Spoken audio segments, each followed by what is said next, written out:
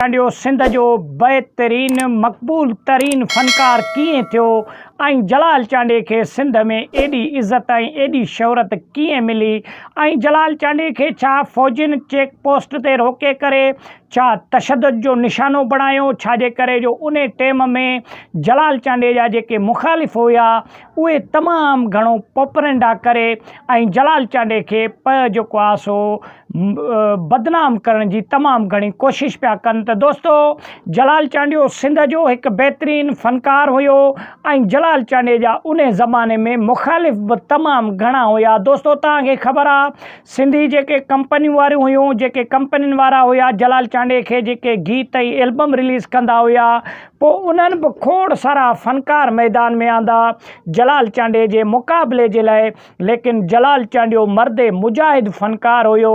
जेके बि मुखालिफ़ जलाल चांडे जा आया उन्हनि सभिनीनि खे पोइते करे जलाल चांडियो हिकु सितारे वांगुरु उभरी सिंध में हिकु बहितरीनु नालो बणियो ऐं जलाल चांडियो मेहूं चाढ़ींदे बि जलाल चांडे खे टेप हिकिड़ी कुल्हे में लॻल हूंदी हुई ऐं उहो कलाम ॿुधंदो रहंदो हुयो ऐं गुनगुनाईंदो रहंदो हुयो।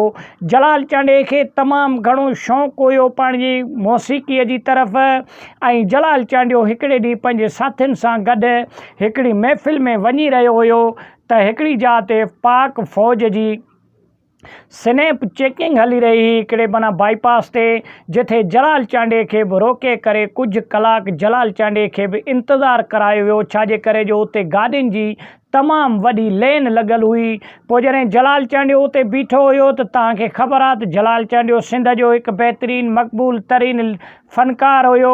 जलाल चांडियो जिथे बि बीहंदो हुयो उते मेलो लॻी वेंदो हुयो। पोइ गाॾियुनि हमचोरस माण्हू अची विया ऐं जलाल चांडे खे जेको आहे सो मिलण ऐं ॾिसण जे लाइ। पोइ जॾहिं इहा ख़बर मुखालिफ़नि ताईं पुगी, जलाल चांडे जा जेके मुखालिफ़ हुया उन्हनि ताईं जॾहिं इहा ख़बर पुगी त पोइ वरी उन्हनि उन टाइम में इहा ॻाल्हि हुलाई त भई जलाल चांडे खे फ़ौजियुनि तशद्दुद जो निशानो बणायो ऐं जेको आहे सो जलाल चांडे खे रोके करे ऐं तशद्दुद कयो वियो। त पोइ अहिड़ियूं ॻाल्हियूं जलाल चांडे जा जेके मुखालिफ़ हुया इहे जेको आहे सो कूड़ियूं ख़बरूं हलाईंदा हुया जलाल चांडे खे बदनाम करण जे लाइ।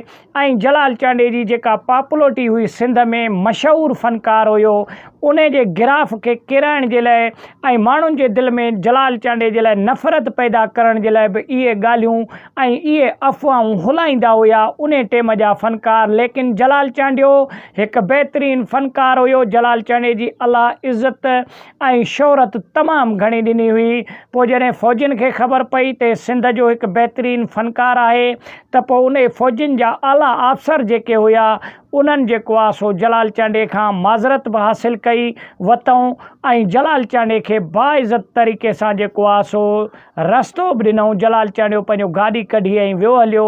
दोस्तो जलाल चांडियो जंहिं बि इदारे में वेंदो हुयो, जंहिं बि महकमे में वेंदो हुयो, जलाल चांडे खे माण्हू इज़त कंदा हुया ऐं जेके आफ़ीसर हुया उहे बि जलाल चांडे खे तमामु घणो भाईंदा बि हुया ऐं इज़त ऐं एतिराम बि कंदा हुया। त वॾी महिरबानी, मिलंदासीं के नेक्स्ट वीडियो में, तेसिताईं ॾींदा इजाज़त, अल्लाह निगहबान।